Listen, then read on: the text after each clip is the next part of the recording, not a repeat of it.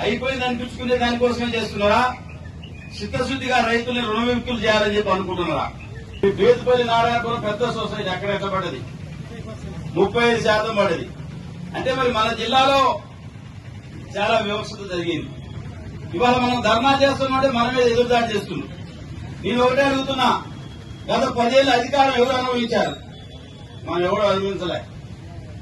ఆ ప్రభుత్వాల్లో మంత్రులుగా ఉండి ఆ ప్రభుత్వంలో బాధ్యత వహించి ఆ పార్టీలో ఉండి ఎన్నికలకి 2 ఏళ్ల ముందు పోయి మన మీద ఇప్పుడు ఎదురుదాడి చేస్తున్నారు.